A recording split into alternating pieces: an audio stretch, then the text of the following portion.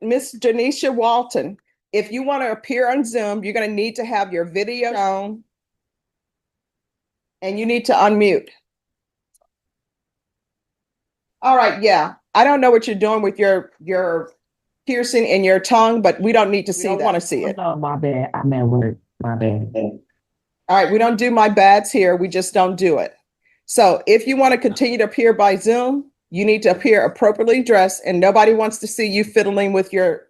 Today we're back in Judge Boyd's courtroom, where the defendant decided to treat her Zoom hearing like an open mic night in Chicago, complete with flashing her tongue piercing as if that would earn her sympathy points. Instead of focusing on her case, she thought, asterisk, why not turn this into a jewelry showcase? Asterisk Judge Boyd, of course, wasn't impressed. And just when you think she might have learned her lesson, she shows up to her next two hearings and somehow manages to make herself look even worse.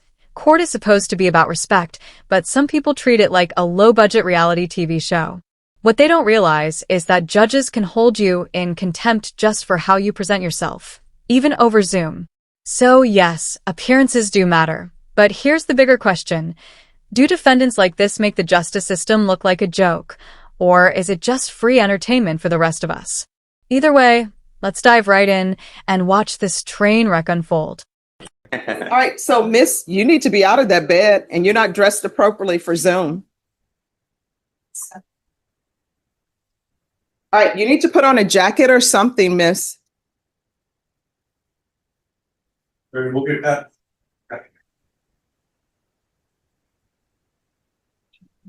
All right, Miss, you need to put on a jacket or something.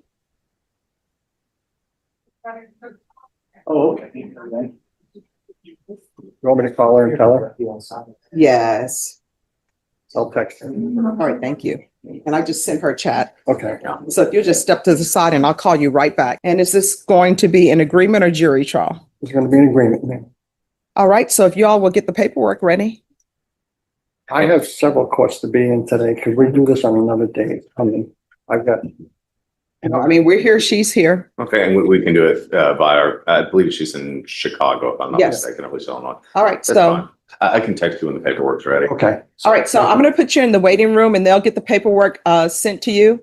Ms. Ferguson will need your email and her email. All right, thank you. And thank you for changing clothing. I appreciate it. Yes, Judge, we went through the paperwork earlier, so she's all set. No, she needs to be sworn in. Okay. And if you go in that breakout room, the clerk will let you know if they have all the paperwork or if there's some issue. Please do not leave the room until someone requests you leave the room. I know I'm trying to get back and join that room, but I don't know how to get back in. Another room so it could pop up on your screen. And it's now room number 2. CR 009527, State versus Janisha Walton. Could I have parties announced? Hunter Morris for the state. Michael Belleville for Miss Walton. And are you Miss Walton?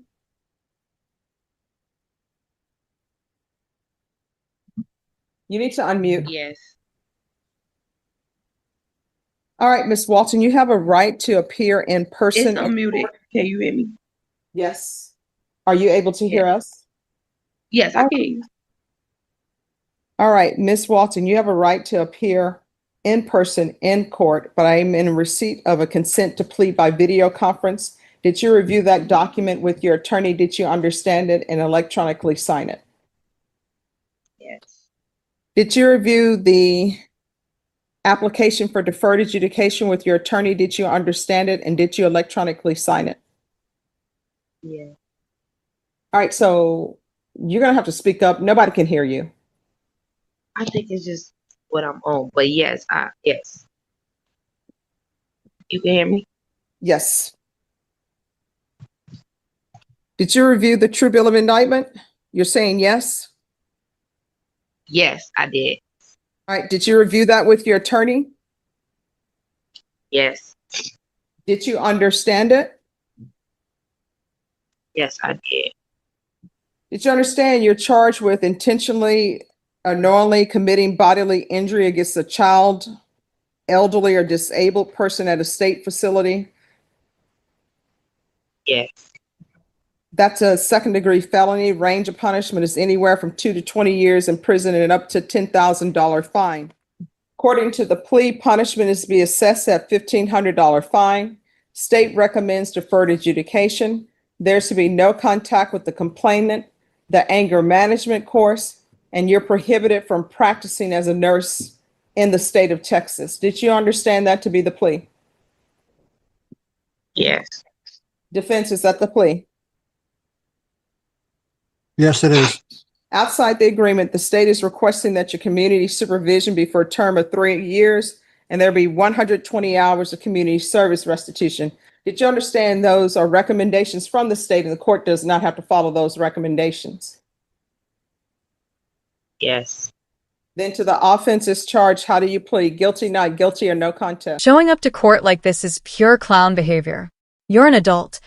The judge shouldn't have to remind you to dress properly, comb your hair, or wake up early enough to look presentable. The truth is, she just doesn't care. And that's the scary part. If you can't manage the bare minimum of self-respect in front of a judge who literally controls your freedom, what does that say about the rest of your life? Here's the reality. Courts have wide discretion to treat your appearance as part of your credibility. And juries notice it too. Sloppiness can sink your case before you even open your mouth. When someone presents themselves like this, it's not just embarrassing, it's self-sabotage on the record. Honestly, she shouldn't even be trusted to take care of a goldfish, let alone defend herself in court. All right, anything you wish to say on behalf of your client? My client is in Chicago. She understands, she should not have slapped this individual. She does accept responsibility for it. She would just like to move on and be able to work and complete her probation without any problems. All right, so how much training does she have in the field? Is she a licensed nurse, or is she a person that somebody hires and says, hey, we need somebody to come in as a caregiver? She will have to answer that one. All right, are you a licensed nurse? No, I'm working towards getting my CNA. All right, so this is a situation where somebody just hired you to come in and work in the facility. I'm a caregiver. All right, so what's your level of education to be a caregiver? I finished high school. Completed high school. All right. See, this is what I mean. Everybody's just letting everybody be a caregiver. And the problem is that being a caregiver for somebody, I think that's sort of like a calling. You have to have said, you know what, I'm going into that field, because you're dealing with people who have dementia, Alzheimer's, people who can't take care of themselves, people who need somebody to bathe them. The patient gets upset because they're not doing what they're allowed to do anymore. They can't communicate because they have dementia and Alzheimer's. Then everybody and their mothers just hiring random people, paying them minimum wage or less than. And then we end up here with somebody slapping somebody who has dementias and Alzheimer's. So I know y'all say she's prohibited from practicing as a nurse in the state of Texas. Okay, but she's not a nurse. She's not licensed to be a nurse. This is just somebody that somebody just hired off the street and said, hey, you have a high school diploma. You want to receive minimum wage to take care of people that nobody else maybe wants to take care of. And this is where we end up. And what was the name of this facility? Let me see. Chapters Living of San Antonio. All right. This is what the court is going to do. Does anybody want to speak to length of probation? The state is asking for 3 years.